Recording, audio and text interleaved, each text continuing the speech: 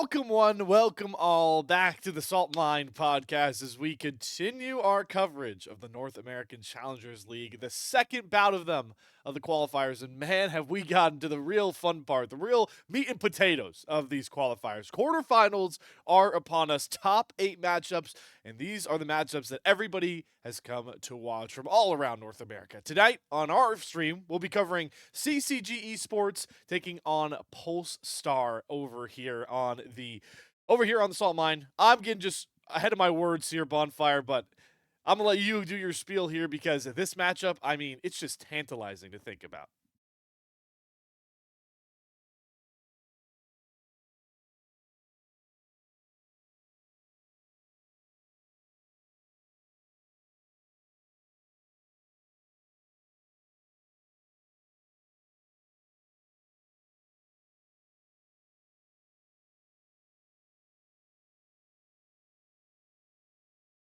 Means they are already into the next round. They've secured top four. Everybody in that dark red is already out. And that makes sense just off points. But then that shaded red, they have an opportunity, but they need to win the whole thing. They need to go all the way just for an opportunity in the automatic qualifiers. But that doesn't mean that all the teams in white are safe yet. CCG and Polestar both really need this win, and really a loss could mean that they're already out just as is. So both CCG and Polestar need to keep winning. Neither of them feel super comfortable where they're at right now, and this is a huge matchup. But because for both of these teams, you need to be able to win the match ahead of you. You always hear it from any sports, esports. It's not about looking ahead at, we need to do this and find this and get this. It's just win the next game up. For both of these teams, this is the next game up. If they lose, they're out. Love hearing the the motivational almost speech of Bonfire there as he explains the points. Well, ladies and gentlemen, we are into the game one draft here. So you can take a look. We are alive with CCG on that blue side. You've got Polestar on the red side. Now, I'm going to take this time as we start going through the picks and bans to talk about one of the more fun parts about this matchup. CCG fans are going to be pretty familiar with Shockey and Lunar specifically. These two were a big part of why CCG made top 8 what feels like forever ago in the summer qualifiers, and now they come back onto Polestar. And while they certainly don't really recognize any of the players on CCG, they are playing sort of a, I don't even know if I want to call it revenge, just taking on a formidable former opponent, former organization is always fun to watch for. But we won't see Smolder in game number 1 as we don't have to worry about the 225 execute, none of that. Not involved in this game, Bonfire. I'm happy. I am a huge Smolder hater. I think that champ is broken right now, and so does CCG. Another champ that's pretty strong that has not been banned is the Senna, but it is going to be banned away. And those 6 bans, that's pretty much how it goes. Those are pretty strong bans across the board, but there are still some champions left up that are pretty good in the meta. Varus being one of them, and Callista being another, both in the high B to low A tier of AD carries, I think most people would say. But if put in the right hands, they could get into that S tier. Love to see the Ari lock in for Reppy there. I was very, very entertained myself. Hopefully, brought that amazing game number 1 Whoa. from Polestar. Reppy won it with the Ari on an ex-Peke like play. And as much as I'd like to talk about it, that is in the past. The present is that we are seeing Bradley likely playing Annie in game 1 of this series, Bonfire. Yeah, I don't see a lot of Annies anymore. I just think there's better mages, better burst mages at that. But Annie still has her place in the meta, and the thing is, you could still put her in the support role, and so keep an eye on that. Is a pretty good hard counter to this Callista. Just point and click CC makes it easy to stop her from hopping around. Could also go in the mid lane, but it is that burst mage, right? It is you want to drop the bear on everybody, get a lot of damage across, and try to burn somebody before they even have a chance to move. I imagine there's a lot of Merc Treads going to be built this game on the side of Polestar, as the Nautilus is going to be picked up. One of those combos that goes alongside the Callista. For Callista, it's either you go really hard into the engage or really hard into a Renata or a Milia. Definitely go hard in the early game when you're playing Yeah. Callista here. So Lunar looking to be aggressive with Just. This is a bottom lane pairing that know each other very well. You see a lot of bottom lane duos that try and stick together at this level, trying to get to that tier 2, NACL accomplishment. Lunar and Just have been playing together for what feels like years for me. I've seen so many iterations of them together, so many teams around them in my casting career. So I like that they're playing for some aggressiveness in game number one because, like you guys heard Bonfire talk about, Polestar really. There's some scenarios where they get in off points, but they've got to play for the whole big shebang to win this whole thing. So why not start aggressive now that you are here at the quarterfinals? And I'm curious what Trevor's gonna how aggressive he's gonna have to get with the support pick here, Bonfire, as Renata and Alistair. We're the second stage bans here from Polestar. Yeah, really great disengage bands. When you've got the Nautilus, you want to make sure that you have the ability to go in. You don't want to be thwarted. Renata and Alistar are two of the best counter supports on the market. They did still leave the Melio up, and that is something that's concerning to me because Melio and Varus, pretty good combo, has the cleanse effect for the Nautilus and really good disengage against the Nautilus as well. And so keep an eye on Emilio potential for CCG as a Polestar. I feel like, yeah, they recognize they have a good amount of damage with the Callista and the Ari, but they do need some more support, some more shielding, some more everything. So they are going to go with that Oh, Ivern. yeah, come on. This is not going to get locked in for No, Ukraine. it's not. This would be something. That would be just as spicy as well. Really turn the Ivern on its head. Hey, nice bushes you're throwing out there. I'm gonna hide in them and jump onto your backline when you try and put them down. I wouldn't hate it, but they are gonna end up locking in the Renekton for Crimson. Stop me if you heard this one before. Crimson's playing a carry-oriented top laner. There's a reason why he plays them so often is because time and time again, this guy performs in the lane constantly just so well. And he is, I know this is a roster with Bradley on it. You've got, Instinct as well. Like guys who have seen play at the very high levels. But it's hard not to argue that Crimson is the jewel of this roster for a lot of reasons.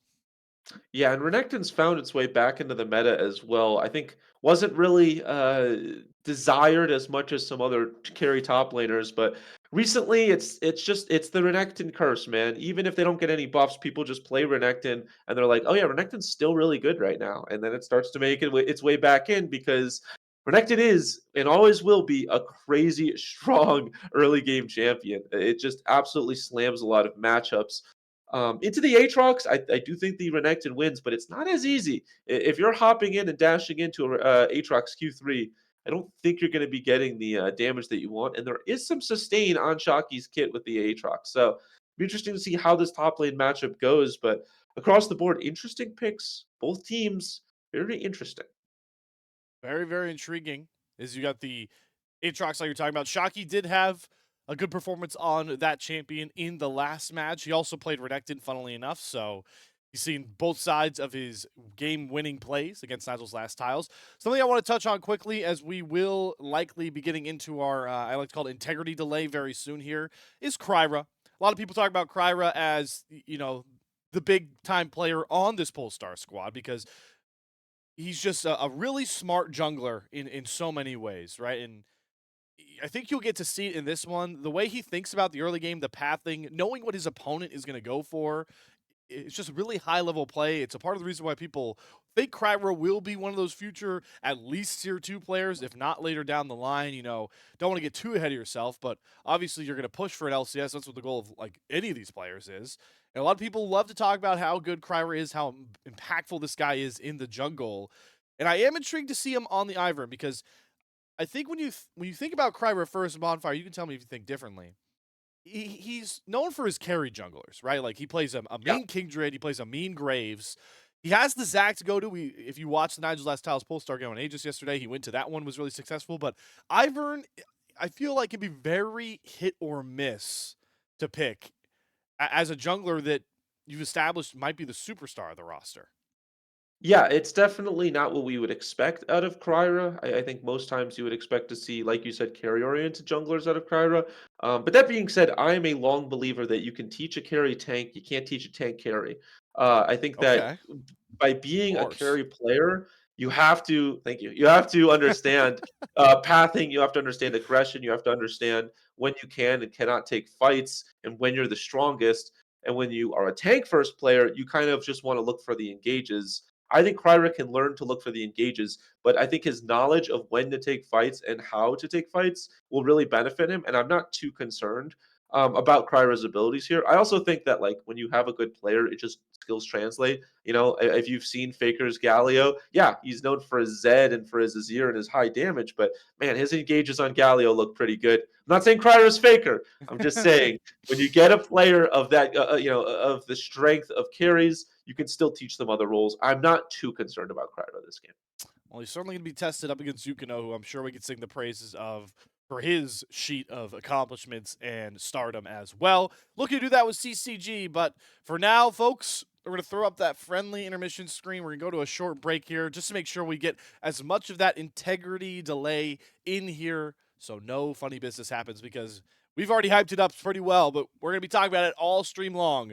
This matchup could really dictate what the promotion tournament looks like for North American Challengers League. Top 8 matchup quarterfinal, CCG Esports Polestar Game 1, live from Summoner's Rift in just a couple of minutes.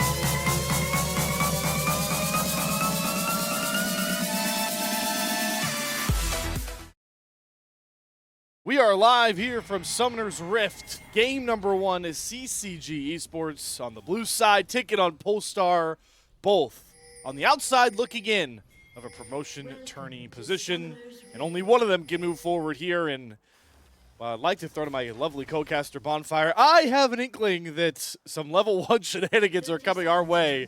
Oh boy. All 10 players are down by the Drake pit.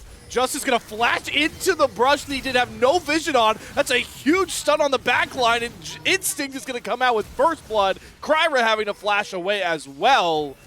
What a stun from Bradley to make sure nobody else could save Just. And CCG strike first in this gauntlet of a best of 3. Slayer, that was a 5-man stun from Bradley, and it's a disaster if he doesn't land that because Yukino, I don't know if you saw it, wasn't there. The Poppy was, I believe, checking to see if they were going to invade another way. And so it was really a 4v5 for the start of that. And the start is all that matters. When you've got a 5v5, all that matters is the first bit of damage. That is going to dictate the entire thing. So Bradley stunning up all 5, and they just pile on the damage to Just there. Really is what changed it. They get the kill for Instinct as well. It's a massive player to get the kill for. And it is just a horror for Polestar because I don't hate the flash from Just. I really think it's a good opportunity. When you're on this Nautilus, you want to get the CC first. You want to root somebody up. It's just unfortunate that Bradley just got all 5 of them. How about just, I know we haven't really touched on Bradley because it's mainly because I feel like everybody knows the pedigree this guy brings to the table of this roster, but just the wherewithal to even think to start stacking that stun up, right? Level 1. I don't think there's a ton of players that would think to do that, and it's quite literally the reason that didn't go so horribly. Yeah, sometimes you go Q first. Actually, I take that back. I think that normally you will go with the big W, huge stun opportunity first. So I think it's good from Bradley to get it. I don't think it's too crazy to be said, but that being said, it still was massive. It's got CCG in a good spot here. Instinct's going to have that longsword advantage. You can see him and Trevor getting that shove in.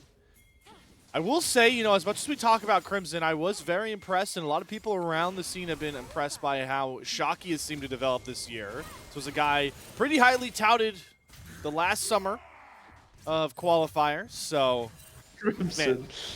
man, it's hard. This is my favorite part, Bonfire, because, everyone likes to talk about fun matchups to watch. Hold on. Bradley's going to flash, get another stun. Trevor's Death Lance won't land, but he does flash for the Flake, trying to get a couple more autos down. And Reppy will walk away. But man, do CCG look aggressive. You talk about Crimson now getting jumped on as he tries to proxy the wave, forcing Kryra to slow down his clear.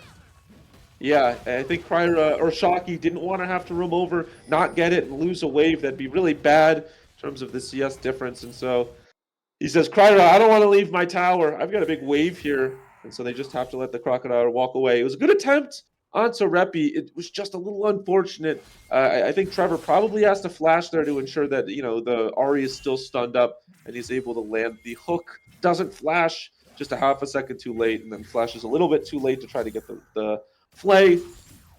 It's the smallest of things, and they aren't able to kill the Ahri because of it, but they still are able to get the flash out of the Ahri. And whenever you have an Annie, there is always an opportunity to get a kill because you have that stun just on lock. Bradley did expend his flash as well to land the first stun, but he does keep his teleport up, so he'll have teleport advantage in that lane, trying to amass somewhat of a CS lead. But for Reppy, I know losing flash stinks, but got to be happy that he was not punished pre-Spirit Rush. His bot side, they find Kryra in the brush. Lunar trying to hop around here as Trevor gets on top of him. Yukino jumping in. Good cleanse from Lunar. One more auto should do it. Yukino claims it using the minions as a brunt forward. And what a start for CCG that they desperately needed. Yeah, that was massive from Yukino right there. Trevor kind of did not expect to see Kryra there, but they knew that they had Yukino, so they felt comfortable going for the trade. And then Yukino gets lanterned in with his W up.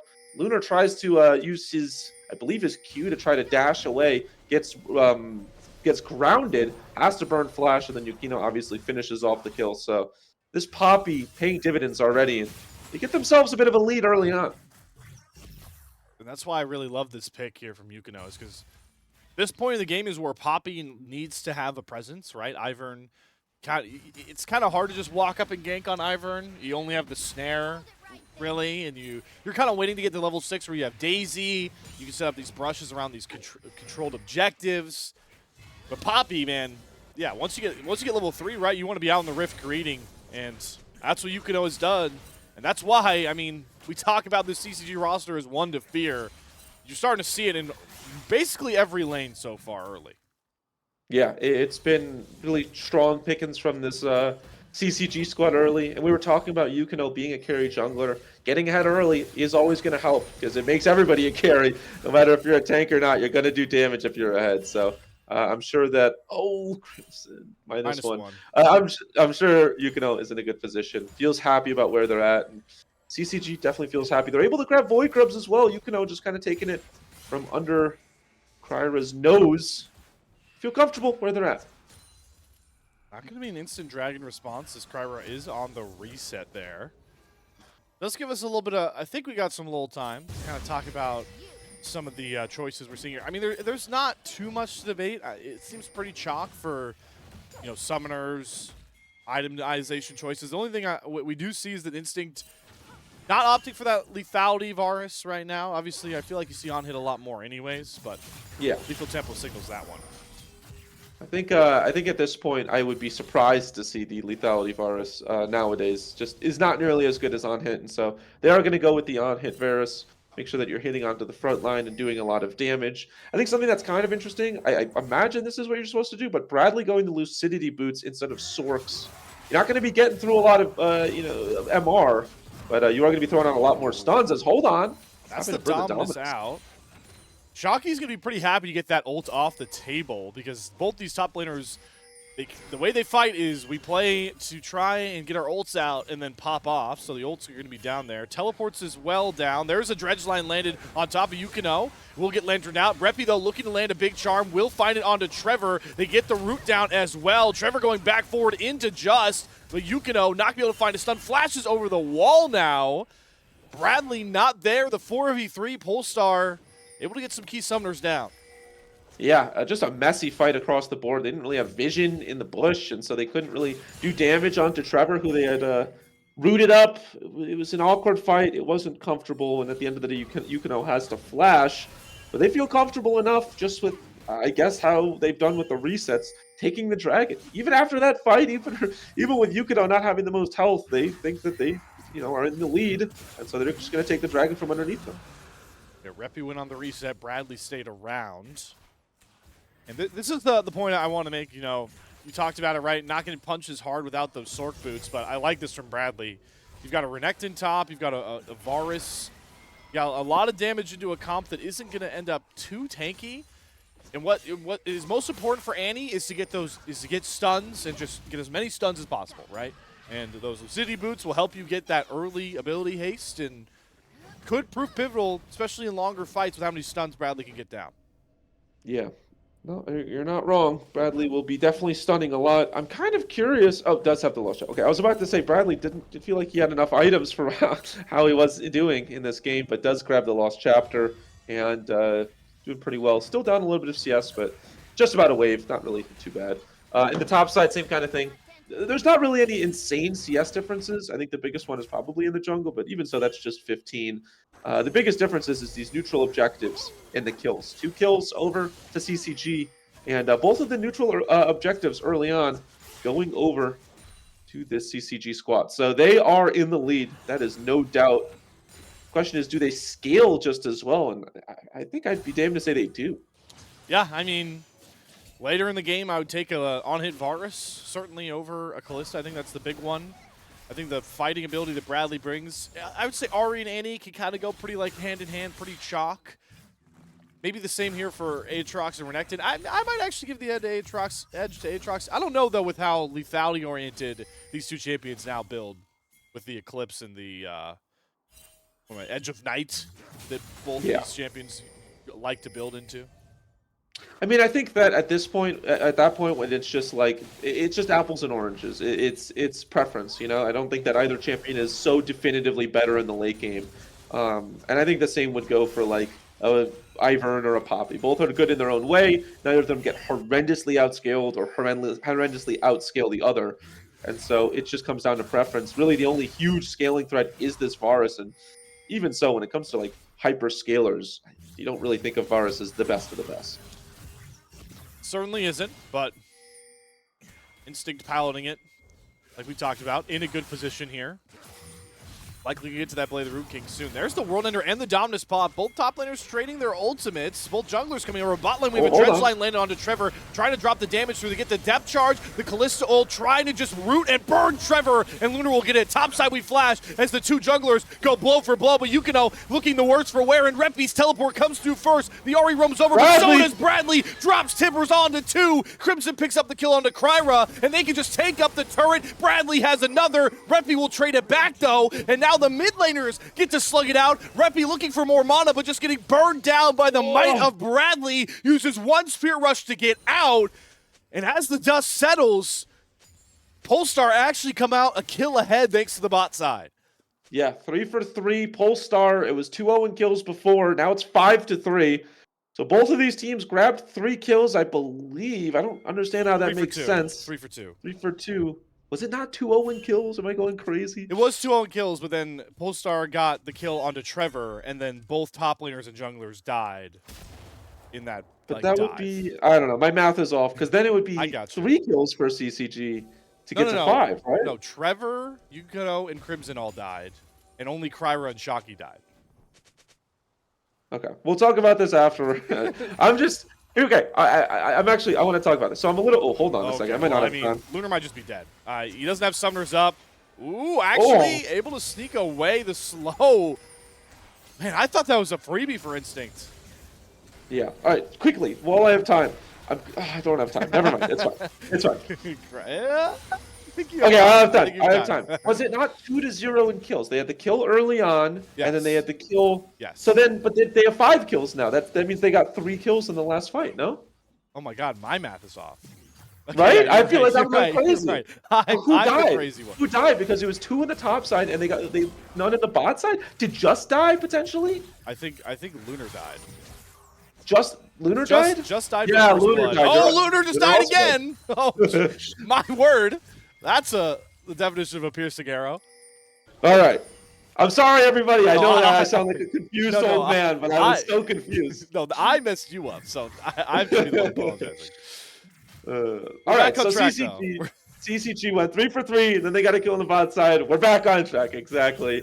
They still have the lead, but it was a good comeback, and it's good to be able to get kills and keep this game from going too far astray.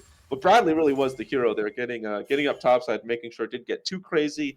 And then they've just been bullying Lunar, and we were talking about this. This is tough, but hold on a second. Crimson has Dominus. Good flash away from the charm. No real CC lockdown. Do they have the damage to do it? The Ivory Shield's helping out. Shocky gets the kill. Great answer from Reppy on the roam.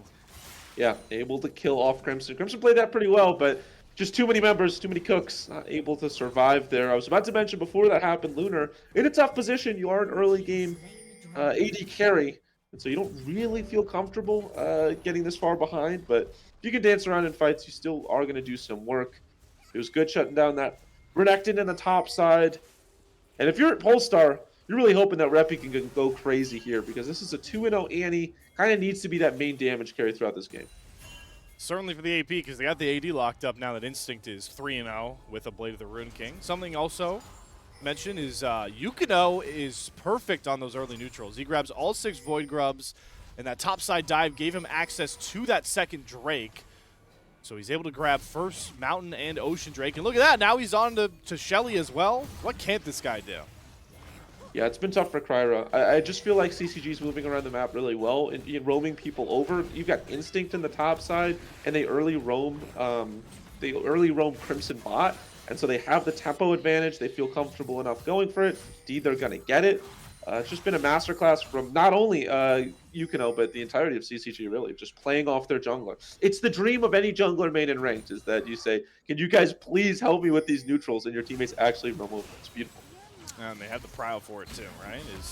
Well, that Keeper's Verdict was canceled there by Just. Great dredge line to do it. Lunar and Kryra are here, but the Lucky Lantern will save them for the time being. As Just pops back in with the Kalista ult. getting the 3-man knockup, but a great chains of corruption. Instinct is brunting them all. Lunar and Kryra could not move, and they watch their support die, but Reppy's looking for the trade, gets smacked by the hammer. What an ult from Yukino, and they still survive. CCG seem to do no wrong, and Trevor's Death Sentence is going to sing the praise home. Instinct flashes forward for another. Now it's just Lunar versus the lethal tempo of Instinct, who is unstoppable in this game number 1. Oh, CCG, that might be the straw that broke the camel's back. They have the lead, but this absolutely blows it out of the water. A massive fight right there in Polestar. They saw the writing on the wall. They saw they needed to do something. I think Shockey's dead. Flashes away. He's lucky Crimson's is down, but like you mentioned, CCG are just unmerciful. Yeah, they're flexing their muscles now. Shockey playing on the edge of his life. I think Yukino is going to get him. 1W, get the speed up, and you get the buckle. Your arrangement, friend. Yeah, knocks him down. Yeah, I feel like Polestar, they started off the game in a good position. I feel like they had some moments of strength, but CCG, they're really flexing their muscles right now. And they're showing why they think they deserve to go on to the next stage. A lot of people had CCG. They had predictions that CCG would go far, this new Bradley roster. And so far, I don't think they've lived up to just the expectations, but that doesn't mean that their season is over yet. And right now, they're showing why they had those expectations early. Daisy coming out there, trying to disrupt Crimson.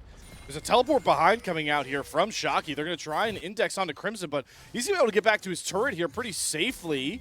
Won't get knocked up. Bradley's coming through to teleport as well to try and turn this dive. They get the roots down. They do kill off Crimson before Bradley shows up. Drops Tippers down onto Shockey, but the healing is massive on this Aatrox. Bot lane going to show up now for CCG as Reppy does pick off Bradley, but now it's Instinct's turn to just boost up the kills as Trevor and Yukino will find Shockey. Everyone roaming down. And they're looking for more here. Great stun onto Kryra. The Death Sentence will hit a minion, but the Flake should line up, and Kryra will fall. Instinct, godlike, CCG still in control. Ends up being a 2-for-2. I like that from Polestar. I like that, trying to kill Shockey, and then Kryra, or not trying to kill Shockey, trying to kill Crimson, pardon. And then Bradley just offers himself up as a second kill as well. When you're on that Annie, not a lot of health. But at the end of the day, once Instinct shows up, the party's over. Looking like cops at a high school party. Not a lot that you can do once they show up. Everybody's got to go home. Instinct is just so unbelievably fed at this point. 7-0. 7 of the 12 kills. More kills than the entirety of Polestar is on Instinct. I mean, that's kind of crazy to think about. This Varus is going to shred through just about everybody. They have to really index everything just to kill Instinct in these next couple of fights. And even so, that might not be enough. As Instinct doesn't have any summoners up, so if it's going to happen, it's going to happen soon. Certainly will have to happen soon here. So I do actually think, got to make sure we might have a pause coming out here for an audio issue. Yeah. So, in the sense of integrity, I'm just going to throw us back to the casters really quickly here to make sure that nothing's going awry. But yeah, I mean, I know we've been doing a lot of analysis here, talking about the game already, Bonfire, but you've got Reppy here, 3-0 on this Ahri. I'm curious, do you think Polestar can find some success, maybe try to split up this map, get some wave control? Because Shockey and Reppy in game 1 against Nigel's Last Tiles, playing these same champions, did a really good job spreading the map and just kind of suffocating Nigel's Last Tiles into a loss. Is that something you can see them replicating given the game state, or is it just too difficult with how much control CCG have? So I think you bring up a good point, and this is the issue with giving over early neutral objectives, is you lose that ability to cross map. When you have 2 dragons gone, when you have all the Void Grubs gone, Rift Herald taken, a Baron potentially on the cards that can 100% be shredded by a Varus, there's no way you can do that because you'd be giving over way too much neutral gold, you've been giving over way too many buffs. Really, really concerned about this position for Polestar simply because of that. They lose a lot of options because they've given over so many neutral objectives. You could, I think realistically you could throw them on a side lane, but you would continue to lose neutral objectives. You'd continue to lose control and vision over these, high value targets. And I think that you would get simply bled out of this game because of it. You are pigeonholed into fighting because of what Yukino was able to do early for CCG. And that's the concern always. That's always why you want to trade neutral objectives early, because it means that you can still play your game the way you want to play late. They don't really have that luxury right now, Slayer. Certainly doesn't feel like it, right? Reppy, though, he's going for that similar build I saw from him in that game one win. I know the feed or the clip, whatever you want to call it, of that game ender kind of circulated, but and I think I mentioned it in the call myself, but when we go back to live, you guys will see what I'm talking about. Reppy has a Sheen. He's got that Hex Tech alternator, so that's a Lichbane build. And the one big thing Lichbane does for pure mages like an Ahri is gives you extra damage on your auto attacks. So I feel like you really are only building Lichbane on champion like Ahri if you are trying to flex yourself into a sort of side lane role. Yeah, 100%. I think that that's a really good observation. And it's not that it can't happen. It's just you do really have to group for these next couple of neutral objectives, which I don't think they want to do, but they have to, or else they're going to give over a soul, and then they're going to give over Baron, and then they're not going to have wave control because of Baron Binions. So they do have to be concerned about that. There is a lot of standing gold. That is the one positive that Polestar has going for them. You know, if they can take some of these outers, maybe they start to inch their way back into the gold. But it's definitely a tough position to be in. But it's not over yet. They still have a great team fight, and they still have this Ivern. Keep an eye on this Ivern. Ivern shielding gets pretty insane late game once you get a couple of items. If you can get an Ivern shield on some of these, frontliners like Justin Shockey are, suddenly it gets a lot harder to burst through them as the Varus. Certainly does. Sorry, folks. I'm just making sure as I am pulling my producer caster double time here on the Salt Mine that we are good.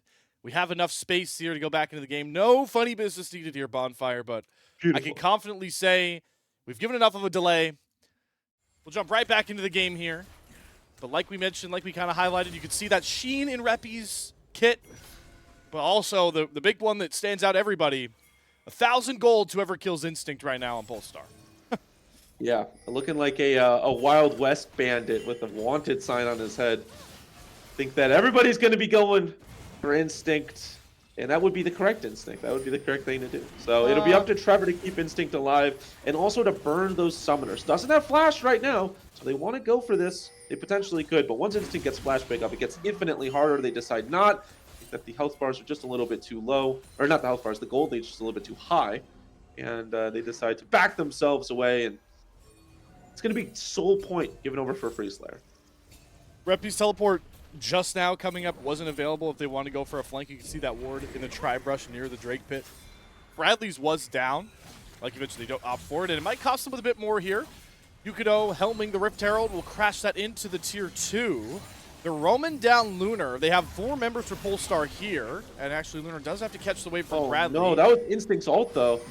Instinct's ult is down, like you mentioned. They're going for the depth charge. They have Shockey pinned. Do they have enough damage? There's the kill through for Shockey. Tons of damage dropped through. They'll trade out just on the trade, but now the World Ender Shockey on the Aatrox going crazy. Reppy looking to dash forward. Instinct still able to stay safe, buying time, but he's losing his teammates left, right, and center as Reppy goes on a rampage. And Polestar, they're not done chasing with the Daisy knockups. Lands onto Trevor. Instinct's now cornered. Shut down. 1,000 gold over to Shockey. And here comes Polestar. 4 massive kills to level the game state. That is huge right there from Polestar. They catch CCG on a bit of over-aggression. And, I mean, honestly, it comes down to Instinct throws his ult out, misses it, and Polestar says, that's our go, but you don't have that Verisalt, which is fantastic self-peel. We're going to just completely send it. We have a Nautilus. We have an Aatrox. We can get on top of you. We have an Ahri with ultimate to be able to, dash in and out and get a charm. You cannot flash far enough, Instinct. And that is just a huge misplay right there from Varus. Because once you use that ultimate, you cannot use it offensively. And he has to recognize that. I hope that he learned that from that fight. Because if you use it offensively, you use it to try to get a pick early, they can just absolutely send it. They do that. They get 4 kills and a tower. And this game is a lot closer than it was 2 minutes ago. Bonfire, the one caveat as well for the Eclipse build on Renekton right now is the Crimson is even with Dominus popped, pretty easy to burn down. And you kind of saw that when he got jumped on first. But Lunar's going to get jumped on here by Bradley. Gets the stun, forces the cleanse out immediately. But that's both summoners down for Lunar. And that's not what you want to see from your AD carry if you're Polestar. Yeah, I mean, honestly, Lunar's just been out of this game for the last 10 minutes or so. Needs to get back into it as Shocky. It's Reppy again, coming for the flank. Beautiful charm. This guy on Ari is something else, and Shocky certainly giving the thumbs up to his teammate for that one. But look at CCG's response here, Bonfire. They're hopping right onto this Baron. Double teleport right now from the solo laners for Polestar, so if they want to go for this, they 100% can. They're holding Aatrox right now. They do get the teleport out of Reppy. Do they end up finishing this? It's down to 5,000. Oh, Dredgeline on Instinct drops the depth charge, but they burn down Lunar. Reppy's pinned against a wall as well. Shocky showing up, does not have the World Ender, but they once again shut down Instinct, and they reset the Baron. Polestar looking so well polished in this mid game. Yeah, and they keep the teleport off of Shocky for the time being. They do end up burning it. Too concerned about losing that team fight. Both AD carries fall. Without Crimson, I think that's about as good of a fight as you can take if you are CCG. But man, you have to start to get concerned about Instinct, because we were 7-0. Now you're 9-2. 2 kills and 2 deaths in the last little bit of time. And it's just because you're an immobile AD carry. You're against an Aatrox, you're against an Nautilus, you're against an Ari. It is very, very difficult to play the game if you're Instinct, and you're not going to have a flash up for a little bit as well. And so you really need to position perfectly. I think they just need to front to back. I think that whatever they're doing, disengaging, going in for an early fight, you just need to go front to back, and you will win almost every single fight just off of Instinct. They just need to have a fight with Bradley in it. They haven't had any fights with Bradley, really a big player, in a while here. And I feel like with Bradley's pedigree and the damage he has, he's got 2 items with this Annie now, and the cooldown, the CDR he has, like, if he finds that flash Tibbers, or even just a Tibbers in general on the front line, like you're talking about, the front to back, could be pivotal. But I got to hand it to Reppy again, man. An outstanding Ari game yesterday. He's 4-0-7. He's got 10 Darksteel stacks. It feels like there are 2 of him on the map right now, how he's impacting every lane. Yeah, Reppy and Shocky are both the big players for Polestar right now. 7-3-4 on the Aatrox and 4-0-7 on this Ari. Good split damage. They got good tanky. Has the Mejais, like you said. It's they're in a good place to potentially carry this game for Polestar, but they need to stay alive. Oh, and Reppy on cue gets caught, burned down, and rooted. Shut down to Bradley, and that's just so disastrous to Polestar with this Soul Chemtech Drake spawning now. Yeah, and that's all the Mejai stacks gone as well. So even when they return, a lot of the AP is gone. Souls in the books, and that's one of your main carries down. They just have to give it up. They cannot even contest this. It is a horror, because we were just singing the praise of Reppy and how well he's playing across the map, but it just goes to show, no matter how good you're playing, if you face check into a bush where you don't know where somebody is, you might die. And that's exactly what happens. He took the risk. He has to pay the consequences.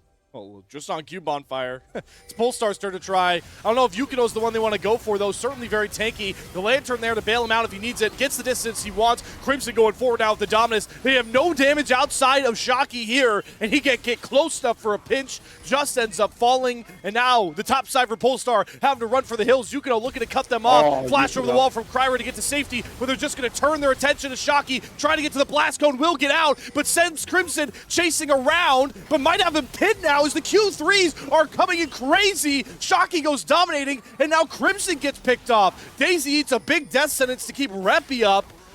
And now CCG on the back end, but they pin Reppy against the wall. Immediately has to flash away. Bradley gets the shutdown. What a catch from Yukino as this fight goes seesawing back and forth. Oh, CCG are going to be the benefactors, and Cryer, my friend, deforestation is real. Is going to get cut down to half his size. CCG win the topsy-turvy fight, the earthquake of a fight. And there's a lot of heroes from that fight that you can look at. Yukino, Trevor, all had great fights right there. But I have to give it over to Bradley and Instinct. It is not easy to carry in these circumstances. Reppy, Shocky, every single member. And you're immobile. There's not really any ways to get around it. But they have the front line to keep themselves alive. Lunar, just a game to forget for Lunar. I mean, he gets the mid turret, which is big. So I think he's actually, given his score line, happy with that death. But, wow, yeah, like you mentioned, I mean, it's just such a hard crawl back for a Callista that was stunted early. Yeah, I mean, you do get the mid turret, but it also means that you're dead for 30 seconds with Baron buff, and you need that wave clear, and they're not going to have it. They should be able to get top side as well with Here it Reppy getting. is. Yeah, I mean, it's This is good, what we good talked about, damage right? on the turret. We were talking about that. Reppy split push. Um, Reppy split push, and then that's against Baron buff, so it's actually probably a negative money, negative gold Baron buff right now for CCG, but obviously that's soon to change. Here's the answer. Tier 2 on the bot side, soon to fall. We're also hounding the mid tier 2 with Yukino. I mean, those Void Mites and the double cannon wave is easily enough to knock down that tier 2. And how much are Polestar willing to give up here? They can only really cover one lane. They've already lost their bot inhibitor turret.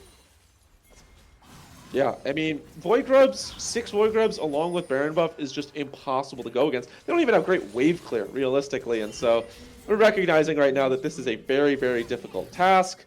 They lose everything bot. There's a wave shoving in on their turrets right now that Lunar has to clear. And now mid's going to go. They don't even have to be concerned about top because they've got so much. And Oh, but they might just fight for it here. It's a broken up fight. Crimson pops the Dominus. Daisy already gone. Big death sentence. They pin Kryber against the wall. Yukino again slamming his jungle counterpart into a wall. What a death sentence from Trevor. He grabs Reppy, follows all the way through the Spirit Rush. Does get charmed up, but Crimson hits the go button. If they get Reppy, it's massive, knocking him down with a huge wave coming mid. But Instinct is looking for more, trying to get the Blade of the Root King slows. They're diving under the turret. It's Lunar and Just against the world, but Instinct hits way too hard like a truck. Nexus turret 1 gonna go down, and it might be even more. Slayer, this might be game right now. Lunar so far behind. Is there anything he can do? Shockey's still alive, though. Bradley has stun. Bradley holding the stun, throws it on to Shockey, and nobody's touching Instinct, who's just free-firing. This Varus hits way too hard. CCG hits way too hard. It got rocky, but it's a Game 1 win for CCG with a spot at semifinals on the line. CCG had some moments of doubt, but were there any real moments where they were not ahead? They kept them at arm's distance, at arm's reach. They get themselves the W in dominant fashion. At the end, it was Instinct and it was Bradley. Keep an eye on these two with 2 massive, massive games. And they're able to grab themselves the win, 25 kills at 28 minutes. Now we go to a game 2 where it's do or die for Polestar. I mean, we were both talking about this earlier with this Polestar, where they were in the standings. They lose this next game, that's probably their hopes gone. It would be everything out the window here for Polestar, but like we talked about, they certainly showed some fight in a lot of ways here. But we have a lot to talk about. We certainly will talk about it as we try and get set up for that game number 2. I can tell everybody at home, we'll make sure to put it in the Twitch chat as well. Polestar have selected blue side for game number 2. So they want to go with a blue side draft with, like Bonfire talked about, potentially there's no wiggle room left for them in the qualifiers. We'll see on the other side of our intermission screen what that draft looks like. But CCG are 1 game away from a semifinal spot in Qualifier 2. We'll figure out if they can get it done in sweeping fashion.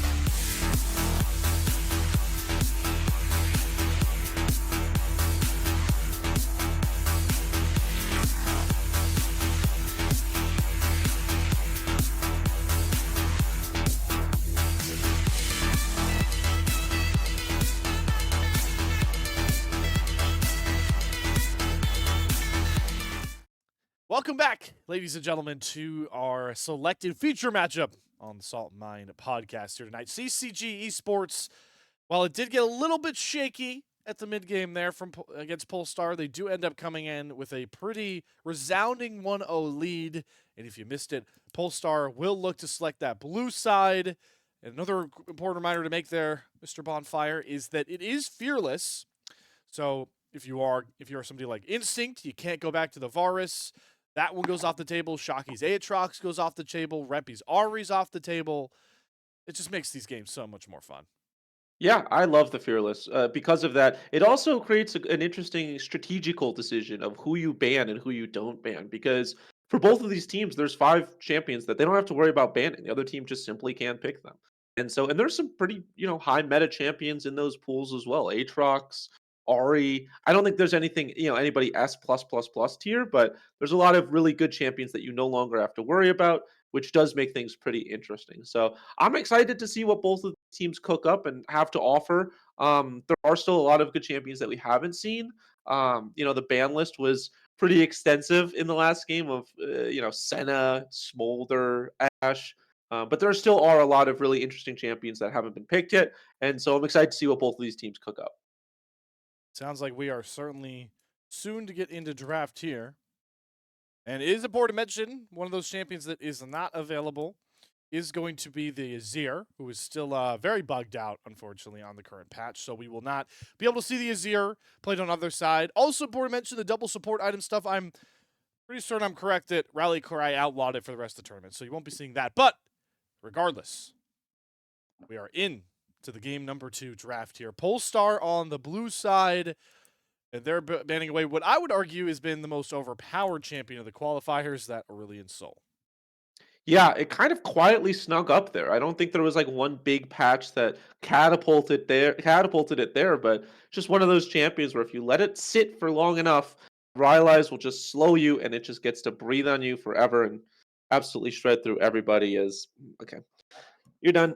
Ugh, my Cat cat game was is over. biting me too much. I tried to talk through the biting, but she bit me too much, so I had to. I do love her though. Karma being banned out as well. That's another champion that's just ridiculous right now. Yep, Karma. I like the Varus ban. She's like, well, we can't play it. Let's just ban it away. Why not? Don't give that one over to Ooh. Lunar. One We of do. Smolder or Senna is going to be left out. Yeah, that's a astute observation there, Professor Bonfire. So we will. I am curious to see if Polestar will commit to it because this is a pretty small sample size, but from what I've seen from Polestar, they are very keen on first picking for Reppy. Whoa. As the Interesting. Nico gets taken away, that was one of the picks of Reppy, and I'm going to have to eat my words. Says Senna's left up, Senna will be taken, but we might see Go Senna Smolder. Smolder. Oh, Yeah, I like this. Okay, this is smart from CCG. Leave up both Senna and Smolder, and then you have two very oppressive AD carries.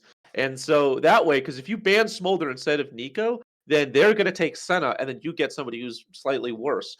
But they pick Senna, which means you get Smolder. If they pick Smolder, that means you get Senna. I like that from CCG. They recognize they backed themselves into a bit of a corner with the banning phase, but they still come out getting an S plus tier AD carry. Now they do give one over as well, but they still get one. So I understand. I like their thought process. That's not that bad of an idea. I like that. I will say very quickly, Lunar and Just did play the good old classic. I know you'll appreciate this one. Senna TK was a part of their kit in one of their wins, Ooh. so I wouldn't be surprised if we immediately see a Tom Kent slammed in here. Hui is certainly one of those champions you talk about. What mid laners are pretty strong right now. I think Hui is very high up there. The damage and the distance is just very, very on point. So we'll see what the response is. That's likely going to be Bradley on the Hui, but you can always throw it down into that support role. Yeah. Yeah, Hoy is also really strong right now. Just really good multi-tool of everything that you want to do. You obviously Ooh. want CC, you've got it. You've got good wave clear, you've got good burst, slows, just a really strong champion.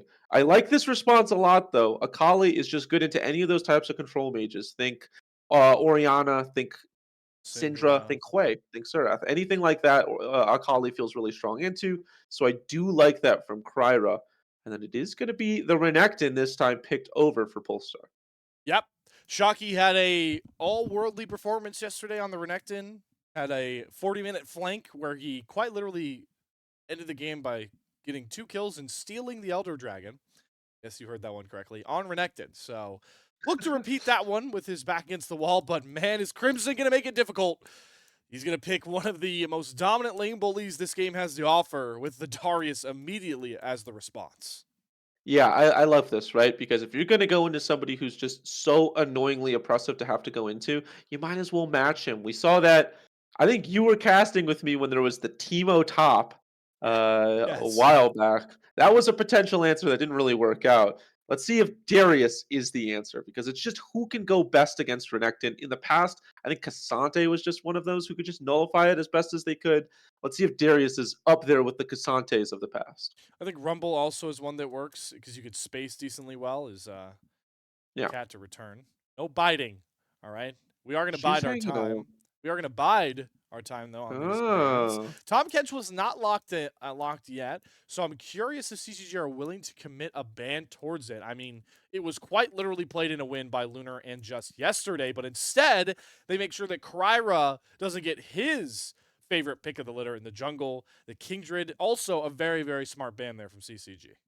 Yeah, I like that because you have a Senna, but there's not really a ton of great consistent damage coming across. Senna's good for long range, but realistically, her autos are pretty far and few between. They're just, hit for a million damage. So I like banning out that Kindred. It's another potential marksman that would really shred through your team. And now they have their pick of the litter. Still don't have mid, and you still don't have support. Not really a pure tank. You're going against, or I guess they don't have jungle. I'm sorry, I didn't even see the Hue. So they don't have support and they don't have jungle. I'm curious if they go engage here or if they try to bolster up this smolder with a potential marks or enchanter. Just played Nautilus last game, so not on the table, but they will go with Rel instead for Trevor. Still similar ideal to like we were talking about. That's the engaged side of the Smolder debate. So Instinct going to be locked in on the Rel. And I'm curious if this is the Tom Kench slam. I feel like you Mhm. need a pure blood tank. I think you got to put a tank next to Shoki's Sona or Senna. And Whoa. whoa, this would completely be opposite of what I'm thinking. Ezreal locked in, so that is going to be just on the Senna, and Ezreal going to be farming in the lane for Lunar. I love Ezreal, man, but I don't love him that much in this spot. I have to be honest. Yeah, I'm with you. I don't love this duo. It's really strong in the lane. I think they're going to absolutely slam Instinct. And I think that's great. You're setting the Smolder behind. But if you've watched any Smolder, man, you know Smolder will get there. Smolder will get there. I do like the Zac. That's not a bad pick, but slightly concerned about the scaling because I just think Smolder's just going to absolutely shred through so many members of this Pulsefire squad once it hits 30 minutes. Kryra, Or before or 225 stacks, whatever's quicker.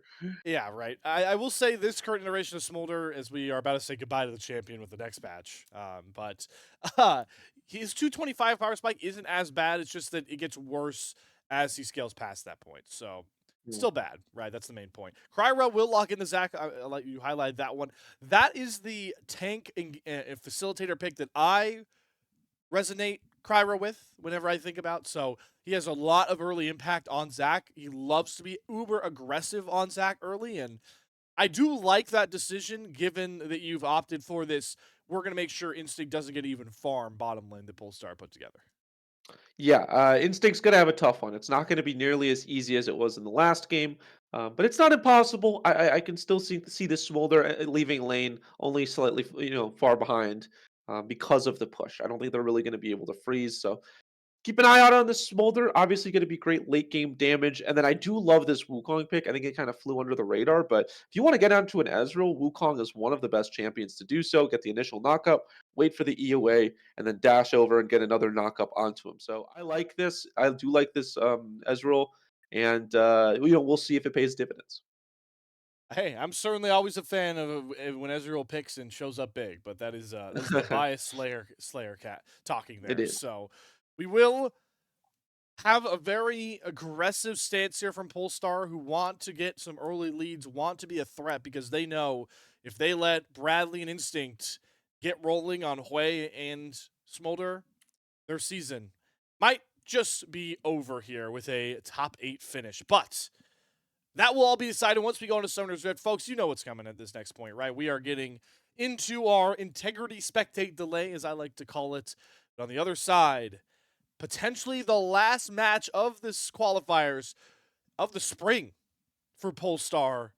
Or can they push us the distance to a Game 3? I certainly know I'd like it, but I don't know exactly where the two fan bases lie. Regardless, Bonfire, it's time to take a quick break. We'll see you guys on the other side for Game 2, CCG Esports versus Polestar.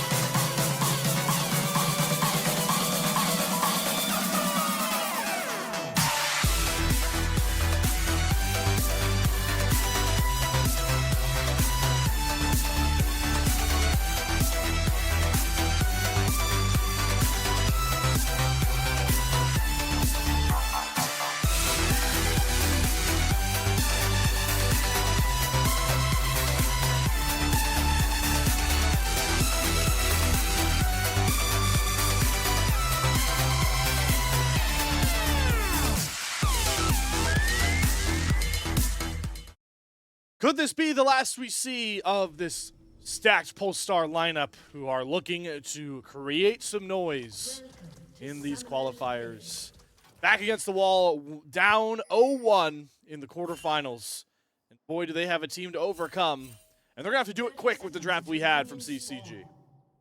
Yeah, it is. There's a timer on this game for sure. I remember last game we were saying, there's not a lot of scaling. This game, a lot of scaling. Senna, Smolder, Hui scales pretty well as well.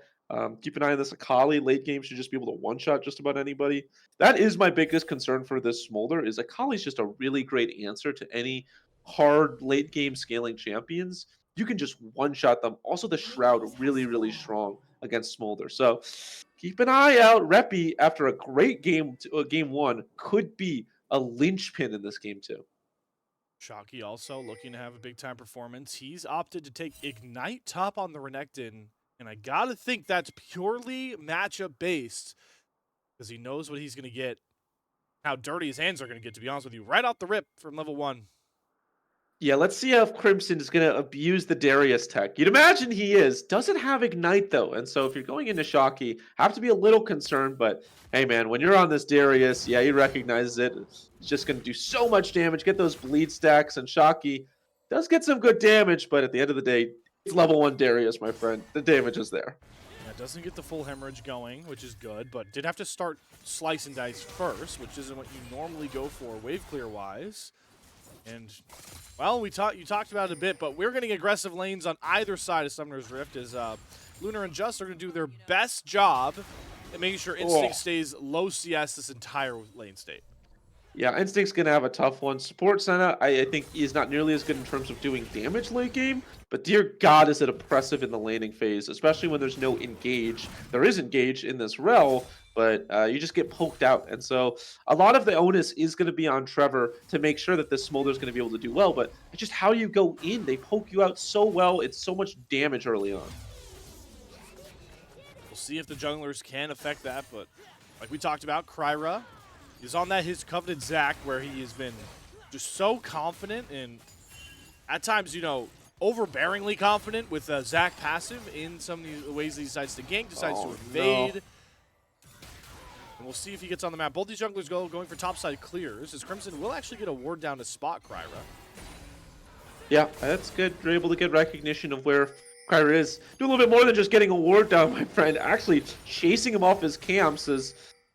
The bot side is just, this Smolder is 8 CS. It is going pretty tough in the bot side.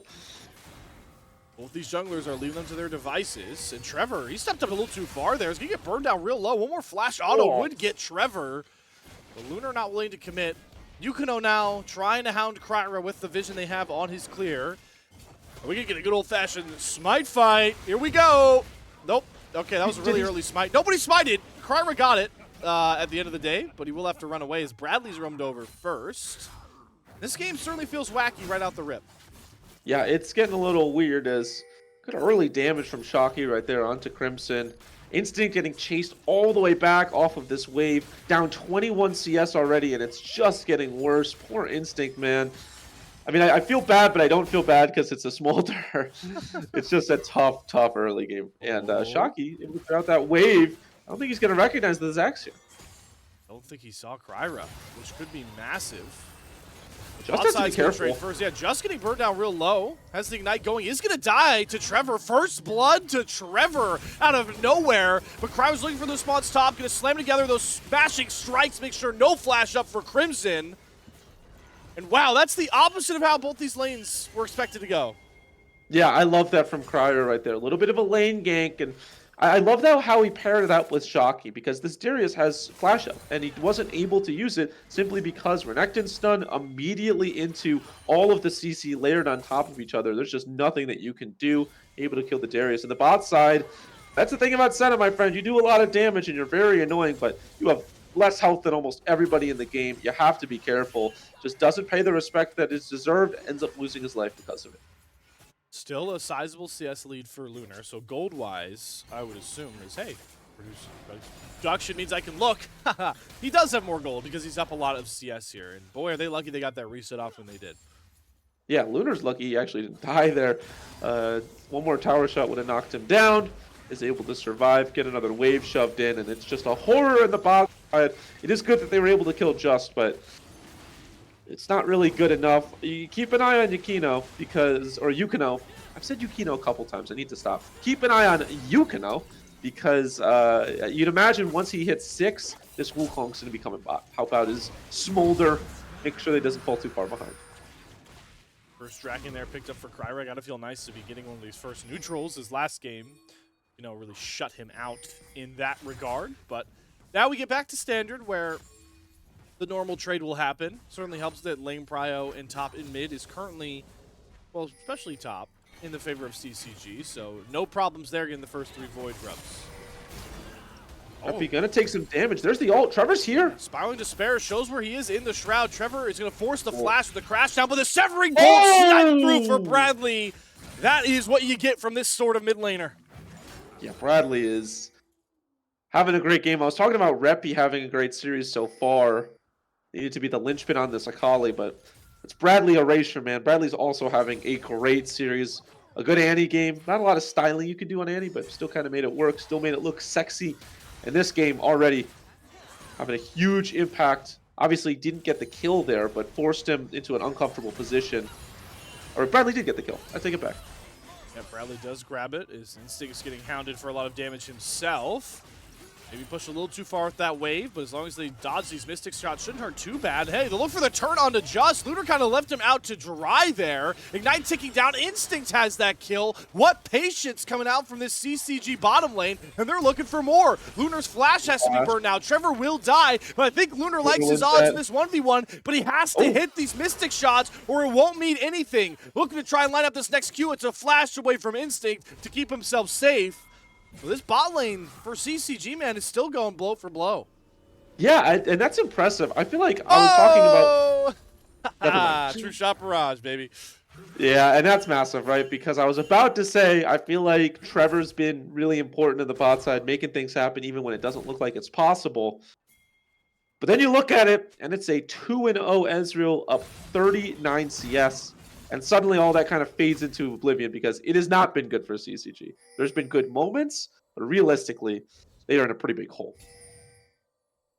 Like expected, and they haven't been able to put Shocky in as much of a hole, but Crimson still holding a slight CS lead, and I mean, I'm still as confident that he'll be able to get himself some sort of lead. Certainly like the Bradley, like we mentioned, has been able to so far stay safe up against the hounding Akali of Reppy. Yeah, Bradley's done a bit more than stayed safe. He's been really dominating this lane, but it does get harder as Reppy gets higher up. As look at that soul count. That cannot be correct. Yeah, it's 14. There we it's go. 14. 41. I saw 14. Well, 14 was but for Senna. This is the Senna has 14 stacks? Been rough, 0-2. Wow. Yeah. That is rough. That is really rough. All right. Tough one for Just then. Yeah, just stepped a little too far forward. Is in a bit of a hole. Crimson could be the next one to step up for a slugfest. Well, hold on now. Likes the turn, pops the ghost, forces the Dominus out, and, well, with that ult up, nobody really wants to fight a Renekton, and Crimson shows. Yeah, you just don't really have the execute damage even with your big hammer drop, so decides against it. Wants to stay safe instead as Bradley continues to hound this Akali. I was going to say this Akali will get better as it goes on into Bradley, but as of right now, it has been tough pickings for sure. As we continue to battle back and forth in the bot side. Zach is here, so if they want to go for something, they do have Kryra. I just don't know how they're going to be able to bait. A lane gank would make it possible, though. And I think they're able to set up for it. Kryra has been pretty quiet since his first blood, or response skill, I would say, to first blood on the top side. So, would like to see a bit more out of this Zach, but he will actually just take a safe reset, and I feel like this is kind of how Yukino wished the game and went. Now these level 6, this is where the Wukong part of the matchup really becomes powerful. I was about to say, we haven't seen a lot out of Yukino either. Just been farming up, got a sizable lead right now, but like you said, once you hit 6, once this Wukong's in a good position now, has the Tiamat, so it's going to clear camps really quickly. I would really like to see Yukino get out a little bit more. It feels like kind of left the bot lane out to dry a little bit, weak-sided them. Does need to help out a little bit more. as Bot's been now 40 CS down, really needs to help his Smolder out. Instead, going to go for the 6 Void Grubs. Yeah, the gold lead's still pretty close because of the other leads for CCG. Certainly would like to get to at least 5 here. We'll get the 4th one for free. Trevor's roamed over. Crimson is here. The man advantage is available for CCG with Trevor present. I think with that, Kryra is going to be calling off the Wolves and giving over those 6 Void Mites. Yeah, it does mean that the CS difference is just going to get worse in the bot side, at least until Trevor returns. But getting those 6 Void Grubs, I think, is arguably more important. As something that is quietly happening is we're not talking enough about how well this Renekton's doing. Up a lot of CS, grabs 2 of those plays, but we have to hold on that as everyone wants to kind of battle around this next Drake that is spawning. And Kryra is going to be the one that gets jumped on. Has the passive, keep in mind, as he eats all this damage, Spiraling Despair will go into the blob form. There's nobody to stop them from just knocking him down in his passive form. Reppy will finally come up. Kryra burns to Bradley's Wrath of the Hui. Reppy looking for a trade. Perfect execution over the wall. Reppy gets 1. Lunar's here as well. They've got the damage. They've got a double over to Reppy. They lose Kryra, but they make sure it doesn't go for naught. Yeah, they got a ton of kills there, a lot of money. And they're going to be able to get this dragon as well. And again, they're fighting bot side, but with how far behind this Smolder is, it really doesn't feel like an even fight. And even though they're able to burn down this Zac early on, and they're able to get the kill from that, they do not have the sustain later on. And yeah, it's just the Senna and the Ezreal are too strong. Crimson. My God. Flash. Has to flash from Zog. Shocky threatening a dive there. I mean, I guess the power of this Ignite Renekton when the Eclipse down is pretty powerful. Yeah, the Renekton is absolutely slamming this lane right now. But that does not mean that it's over for Crimson. Isn't so far behind. Now that Dominus is down, but is still doing just so much damage. What is Renekton, man? Holy moly. The Eclipse Shield is just so helpful in these trades. And you're going to see it. I mean, it's an item advantage, so makes some sense, right? We do get, on the other side, an Infernal Soul. It's good to see Polestar, despite the fact that, gave up some solo kills in their lanes. Hold on, Bradley's going to get jumped on. He doesn't have Flash. Stretching Strikes do land through for Kryra. Doesn't have Bounce Up just yet. Reppy's going to have to get it done under the turret. Gets the shutdown. Flash is out. This is Polestar in all their glory playing through the mid-game. Yeah, they're playing really well right now, and it feels like CCG, they just don't have as much aggression as we saw in the last game. In the first game, they were playing strong because they were able to take these fights. They had a good early game comp, and they were fighting alongside it. This game, they just have so much scaling that it doesn't feel like they feel comfortable taking any fights. They know that the Smolder's far behind. They know that the Hui's just going to get absolutely assassinated if he walks up too far, and their front line is really solely comprised of this Wukong and a Rel that's 1 and 2 that doesn't even have an item yet. And so since they don't feel comfortable taking these fights, they're constantly on the back foot. They constantly have to play safe. I'd like to see them take more aggressive fights, but at the same time, can they even do that? At a certain point, they will be able to, but that just goes right back towards that scaling argument, right? Okay, all right, they're going for Lunar. Crash down to come through, flash away from the Metal Storm, but that's pretty good for this bottom lane's been getting hounded to get flash off of Lunar.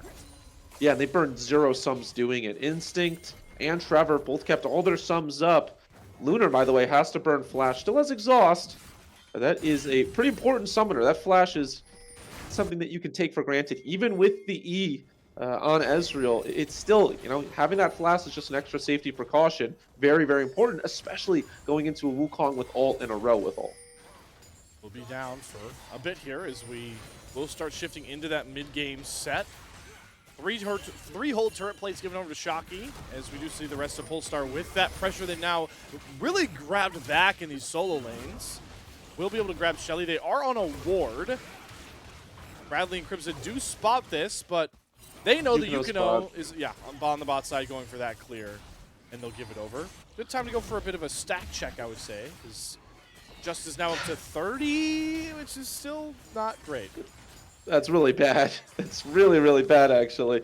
30 stacks is rough, man. I mean, I don't know. We'll see as this game progresses if Just can get anywhere close, but I don't think Just is going to hit 100 this game, which is really rough for the Senna. And this is concerning for me because Senna's kind of your safety button, right? Your Ezreal will fall off at a certain point to the damage of the Smolder. I think that your Renekton's going to fall off damage-wise. Your Kali will still always execute, but in terms of consistent damage, I think your Senna is at a certain point gonna be most of that. And it's a little concerning that they have this little stacks. Can we go to Smolder real quick? I'll ask It you. was Here's how many stacks oh, Instinct has. it was up to nine. Yeah, so nine. So approaching 96? Not the bad. first real upgrade. Well, yeah, and you have to consider as well how far behind Instinct was put early game. So it's not bad at all. Still a bit of a gold lead here for Pulsefire. Polestar to play around with. They've got bounties on Lunar, who does have somewhat of a gold item advantage, and Reppy, after his Severing Bolt death, very well positioned as well. Crimson just running away. I think at this point, Shocky is so far ahead, and yeah, Crimson, I think that might be dead. Hold on. Oh, Crimson able to walk away, having eaten the Ignite. Still doesn't have an Item Slayer, which I think is really, really rough, and Crimson is recognizing that. Well, CCG are going to look for a play on the bot side. Crabber is here and waiting. Teleport coming through for Reppy. They're going to make this a 4v3, and I think that means Yukino and company want to hit for the high hills, but Trevor's getting jumped on the perfect execution. Dawning Shadow combo, enough to knock down the CCG support. Crabber going a little too far himself, though. Eats a Spiraling Despair, goes into the passive form, and the Reds of Polestar will be able to protect him, allow him to get back up, but will he be able to survive that? No, he's going to be traded out. Yukino able to flash away to safety himself. And it's going to be a trade of 1-for-1 so far. Cool. Ends up being a 1-for-1. Still bad went out in the bot side, but I don't think there's really any kill opportunity. And indeed, both teams just limp away. The big important thing, yeah, I was about to say, the big important thing is Yukino survived that. Kryra did not. And so this dragon, stopping the dragon stacking, going over to CCG. That's going to be huge with how much burst ability Polestar are holding, with an Ezreal and a Kali and a lethality-oriented Renekton that we're about to get a view on. Reppy's back to his normal ways of affecting all of the map. Doesn't have any CC to slow Crimson down, gets the flash out, drops the full combo, which isn't lethal just yet, but that's Shocky's department as he swings right back in and slices Crimson down. This Darius is having a rough time of it, and it's tough because that was the lane that you picked to win. That was like the one lane that you hoped you could play through topside. And I was talking about earlier how I wasn't too worried about the position that this Darius was in. I'm starting to get concerned, Slayer. I'm starting to get concerned because at this point it is a sizable gold lead for Shocky. And this Darius really is a snowball champion. You need to be able to survive the initial onslaught of damage to be able to get the hemorrhage stacks and then start snowballing in fights. I just don't know if Crimson can do that where they're at right now. Gonna have to position really smartly because can't just do it off of stats alone with this game state. You will have some partners flying forward with him in fights, right? You're gonna have Trevor, you're gonna have Yukino going in as well. But like you mentioned, and like I remember from yesterday, Shocky with a lead on Renekton is pretty suffocating. Yeah, it's gonna be a tough one for sure to go against this Renekton, but I do think that the Hwei and the Smolder damage should carry them, especially because Bradley's doing so well. To get to the late game with the Smolder being the main carry, Bradley kind of needed to do well. Indeed he is, which is very big. Reppy taking a ton of damage. Unending Despair I don't think is going to kill, but oh, close. Holy moly. Yeah, I mean, Bradley is quietly 3-1. Was the one to get the kill on the Kryra. Is sitting on, I believe that's 2 items. Yeah, so he's got 2 items to his name as well. And it brings up the point that we've been highlighting since draft, right? Is Polestar, as well as they've been playing so far through these opening 20 minutes, you let this game run too long, it becomes just so difficult to win. Yeah, I will say for Bradley's build, I'm looking at it right now, kind of a lack of pure damage. You've got some good, what is that, Cosmic Drive and Archangels, or Horizon Focus and Archangels? All right, Horizon Focus is much better. I thought it was Cosmic Drive. It's actually not so bad then. I was a little concerned. I'd like to see how Rabadon's being built, but obviously easier said than done. Surely we'll get to it at some point, right? Yeah. But looking for some extra protections up against what you now realize is going to be like the Kali and Renekton constantly trying to dive onto Hwei. So don't hate playing a little bit defensive in the part of the game where you know you're not going to be picking up a ton of kills anyways. Yep. We're trying to save this mid turret right now. Mom's going to make sure that it feels pretty comfortable. Is that the loudest ult in the game, by the way? I think it's gotta be. Whenever there's some ultimates where you don't hear it coming, I hear it every single time Smolder ults. Yeah, right. I mean, it is a dragon coming from the heavens, so I don't think it's a bad thing. But Mom is screaming. Mom is certainly screaming Oh. at this current point here, but so is Reppy with the damage getting dropped onto him. Everyone kind of going back to clearing those waves with nothing really up. Baron just recently hit the rift, so we'll see if team can start trying to set up vision around those. But it's pretty hard, especially for CCG in particular, to get real good ward lines set up because they have yet to take a turret yet. Yeah, they're definitely behind. CCG is definitely in the back seat, but I do like how they've slowed this game out. You know, this could be a snowball opportunity for Polestar, and it feels like they've just been kind of choked out of this game so far. They have not really been able to extend their lead. So if I'm CCG, you just want to keep this going, right? Instinct will scale up on the Smolder. You will be fine late game. I don't think they're concerned about that. Just right now, they know that they're probably going to lose most fights. And on the other side of things, if I'm Polestar, let's pick up the pace. You know, we have the lead. We have a 4-1 Akali and a 2-0 Ezreal. This is probably when we are close to the strongest we're going to be. The next 10 minutes, you probably need to make something happen because after that happens, Smolder will just start to take over. Yeah, this is time to pull the Ezreal aficionado card. This is the part of the game where Ezreal is arguably strongest. He has the more mana done in particular. This is when he really starts to hurt. The new build that most Ezreals go, you're going to see Lunar going it. Avoid quick blades. That 3-item power spike would likely be the real strongest point for Ezreal. Then again, a lot of champions' strongest points in the game are at 3-item. Yeah, I feel like the Ezreal is stronger than everybody else. Hold on. Mom for the wave clear. Yukino's Cyclone also, I gotta think just mostly for wave clear. And those are two pretty big ultimates off the table.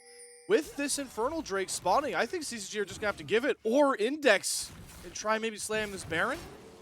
I think you have to give it. I think that you cannot go for a Baron. It's just too risky. And I think that there's just no way you're getting anywhere close to this dragon. They recognize that. They use their ultimates just to clear wave. They know that they lose this mid turret, they just lose most of their map, especially with both top and bot falling. So they recognize the potential danger that could bring. But realistically, I don't know how much longer they can hold it for. And I think they're going to recognize that very soon. Especially going to get a lot harder if this mid turret does end up falling. CCG feeling pretty happy that they didn't give a single Void Grub over, by the way, or these anti-sieges would feel so much more rough.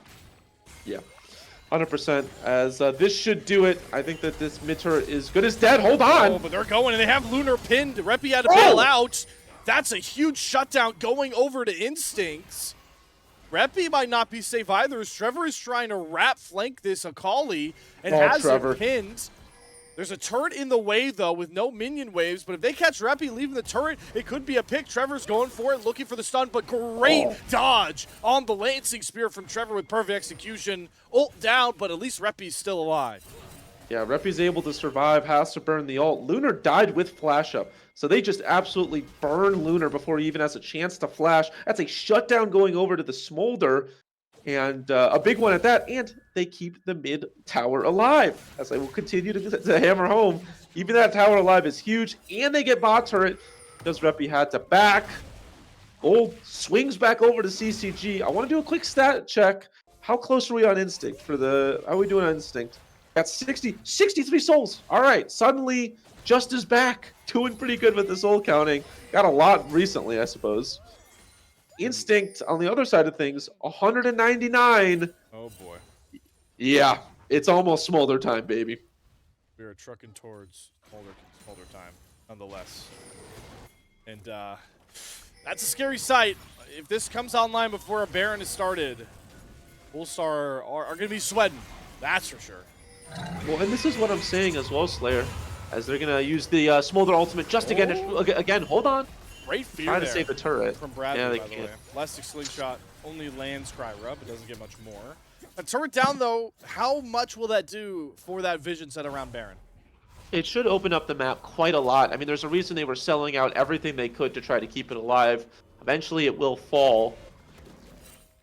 But I like that from it felt like that was the point where CCG drew a line in the sand and said, you will not pass this specific point. It was that dragon. Finally, Polestar was able to cross that line. Was it too late? I don't know, because I was talking about it earlier, Slayer. They kind of need to get something big in the next 4 or 5 minutes, or I think they just get outscaled. Talked about it too. CCG doing a really good job slowing this game down. It's allowed Crimson to catch up at least CS, which was a way rougher lane for him up against Shocky. And it is important to mention that these fights are going to be a lot more important for setup because we only have 2 champions here sporting teleport. It's only the mid laners with it, so you really got to watch where Shocky and Crimson are catching these waves in the side lanes when trying to set up for things like Baron or potentially this Infernal Soul, which is now, crazily enough to me, Bonfire, less than 2 minutes away. Yeah, it's really, really close. And that could be the big objective that I was talking about. That could be the big fight that we first see.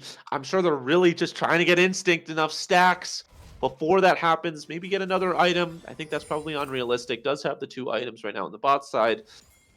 For what was such a horrendous early game for Instinct, only down 40 CS, I think you take those. Certainly do. 2-1 and 2 as well. Didn't die that much. Picked up some fleeting kills. And he officially has hit the 225 mark. The Smolder, Has the execute. The Smolder that we all fear is online. I don't think that Polestar knows that either. So could it take them by surprise in this next fight?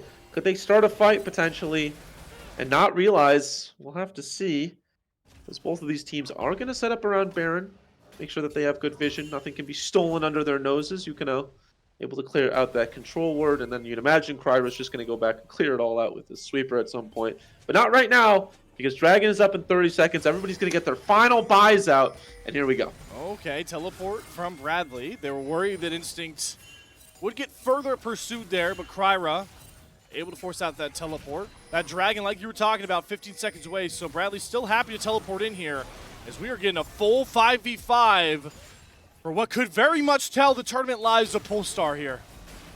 Yeah, this could be the big fight right here, because you'd imagine if it's if it is a decisive enough fight, Baron's next. And so not only is this one objective they're fighting over, but if you get 3 or 4 kills and only lose 1 or 2, you could definitely see Baron in the cards as both of these teams posturing for position. Midwave is cleared for both, and now they know. Execute is on Smolder, and they're concerned. Trying to set up fight lines here. They don't have They're very good vision at all, and they're just, they're going to give it over. The Waves were in the greatest spot. They had low vision, not willing to risk throwing this game. And maybe the stakes of this game, too, starting to really show for Polestar with their decisions. They're turning towards Baron right now. They have 4 members over there. They're not starting it. Could they potentially be trying to bait for a fight, try to get somebody over pushed? Right now, they're still hanging around in the jungle. Top side is what they're paying towards, so maybe they just want top turret. But right now, CCG have to be so careful walking around. Bradley's doing good due diligence, just checking out the waves. And with this E, should be fine. Oh, he catches Reppy. Yukino goes for it. Sonya's out for Reppy in the shroud. Will get dunked down. Crimson finally on the board. Polestar on the back foot, trying to run away from the might of Crimson, who flashes forward, gets a pull, gets another shutdown. CCG Superstar bides his time, but what a moment to strike 3 sing home for CCG with Baron right over the wall. It was a dance, Slayer. It was a dance. It was a slow dance, but at the end of the day, CCG come out on top, and it was the might of Bradley painting them a victory, getting Reppy, making sure that they felt uncomfortable. Reppy wasn't there to help fight with them. They knock down the Akali, and the rest of the dominoes fall too, and that should blow this game open for CCG. They had a tough early game, but they slowed down the mid game, and as we get past the 30 minutes mark, it is the CCG time to shine. Instinct at execute threshold, 3 items done for this Smolder as well. Can't imagine how much gold Crimson just cashed in, but he's now up to 3 items at toe with this Renekton. Yeah, Crimson, I think quietly, we've been talking so much about Smolder. Crimson's kind of gone under the radar. I think was 0-2 at one point. Was having a really tough time of it, and the top side was down a ton of CS, was 0-2. I was mentioning it's going to be hard. How do you brunt all that damage as a Darius? How are you able to do Darius things, get the hemorrhage stacks? I'll tell you how Crimson plays the fights perfectly, and he plays off his team perfectly. And that's what you love to see, because it wasn't Crimson fronting the damage. It was Yukino. It was Bradley setting up for him, and it was Crimson knocking him down. Now, this rough siege must have been imagined for Polestar, now realized. Instinct does not fear Lunar anymore, willing to go toe-to-toe with him, and every time you step up, you gotta be wary that overall Bradley's just cooking up severing bolts every couple of seconds. Yeah, Crimson's getting so much bot side. They're trying to trade something for the top side. They're gonna get it, but I think if they ignore Crimson any longer, an inhibitor turret could fall, and potentially an inhibitor. And so this Akali has to get out and back. Keep an eye on Shocky, by the way. Renekton behind all of them. They can go for Crimson. Dominus down. Shocky. It's going to hard to burn through a lot of those healings coming forth Crimson. Shocky even having to flash away from most of CCG. And Trevor's looking to go in here. Mom dropped down for Instinct. The sweet spot really doesn't hit too many key targets. And they're able to brunt the front line. And Reppy likes the go button. Goes in and executes just. Goes golden to dodge out on the Spiraling Despair. Gets out as well. Flashing even further. Polestar's health bar is hurting, but they win that close fight. Ends up being a 1-for-0, but like you said, the health bars are so low, they're all running back at the same time, tail between their legs. They all survive, the important thing, which means they can stop this Baron push. CCG have to be careful, they're missing Trevor. That's like all of their frontline Slayer, and they recognize that. Ooh, Calling in the mid lane, popped. having to run away. Crimson. Yeah, Yukino could be in danger, should be okay. Instinct was looking to chase down Kryber himself. They do get that inhibitor off the back of the rest of Polestar trying to chase down Yukino, so they do get supers pushing in one of those waves. Shocky trying to run them down in the bot side. Isn't able to catch any of them, and it ends up being a 1-for-0. I'll tell you what, CCG dodged a bullet right there. It could have gone much worse after they lost Trevor, but patience. We're starting to see why the CCG squad is so good. Even when things look a little bit tough, they are resilient. And they ensure that even though it's a 4v5, they still get another tower and an inhibitor on the back end of it. I mean, that's really impressive. It's really going to make stepping up for any of these Drakes so difficult for Polestar. The bottom inhibitor to go down is just so pivotal in my mind. At this point, I think with the state of the waves and the supers pouring in, do Polestar even have a window to try and grab Soul here? They have to fight over something, Slayer. They have to fight over some objective. They can't just let this game go out. I was mentioning it earlier. They're going to get scaled out. They are going to be in a tough position. The Senna isn't even at 100 souls yet. And so, and this is a support Senna, by the way. Remember how it's always, if you're a farming Senna, you get half the souls? Yeah, no, not the case. Not the case at all. So at some point, they have to go in. They don't have an insurance policy anymore. But they just don't feel comfortable. I mean, this is the power of the Smolder, and so because of that, they have no vision. Yukino's going for the wrap. He's going onto the marksman. Lunar's able to flash away. Kryber, though, is the one that eats so much of the damage. He dies in an instant. Lunar able to get over the wall, away from Yukino. But that's jungler down for Polestar, and Lunar, he's hanging around a little too long. Arcade shifts over the wall, but can't get away from Trevor. Taking the blast cone, gets the cooldown back up. This is the power of the Ezreal. If you get the CDR, but you can't survive the severing bolt from Bradley. And that might prove disaster. Soul. But that's soul for Polestar. If they're able to survive this onslaught, if they're able to survive this siege, that could be a huge misplay. But that's a big if, Slayer. Only 3 members. Can they do it?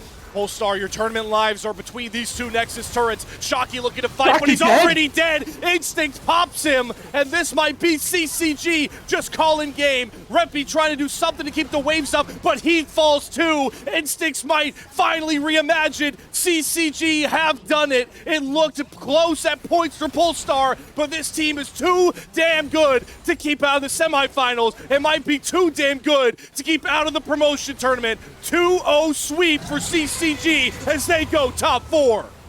Bradley's revenge goes on, my friend. The former Team Liquid top laner in the NACL. He's been here before, and he's not going to be denied again. They win this series, and CCG shows why you should fear them. It's the duo of Instinct and Bradley with the damage, and it's the patience that they all bring to the table. These are seasoned veterans, Slayer. They've been in this position before, even through some tough game states and some misplays in both games. They never wavered. They never once looked like they were panicking. They always knew what their plan was, and they executed to perfection. They certainly did. They look like the team that's been advertised as the one team that, you know, for squads like Blue Otter / Aporia, they've already qualified in. Like teams like Winthrop, those teams that are expected to get to the promotion tournament, 2 of them that already been. I've heard people talk about it. This roster from CCG, you got to be careful just letting them even into the promotion tournament. And, well, Bradley and co just took another huge step to get there. Grabbing those points with the semifinals appearance is going to be massive in them trying to get that 4th slot. And luckily for them, the 2 teams above them right now in those standings, Ole Miss and Lotus, they're also going toe-to-toe right now. And actually, I think that game might have already been over. I'm trying to see. I don't see Salty Runback live anymore. So I'm assuming, yeah, one of those 2 teams must have 2-0'd, which knocks away one of the big threats to CCG. Yeah, CCG definitely has a path. As for Polestar, I think that probably does it for them. I don't think there's a point scenario where It they're able does. to get in. So it is tough for Polestar. I think that they were a strong team, and you saw flashes of it throughout both of these games. Their strength flexed, but at the end of the day, they just did not have the goods. They didn't have the sauce. They didn't have the razzle dazzle, and CCG will put them in the dust. And now CCG's hopes continue on. We were talking about it before, as we're going to talk a little bit about the point standings. Lotus and Ole Miss, one of them's going to lose, which means one of them's going to be stuck at 150 points for the rest of it. And so for CCG, they can win another one, if they can sneak around, if they can still find a way in, and as long as TFT or Gentle Hearts doesn't win their own bracket, CCG could be dancing.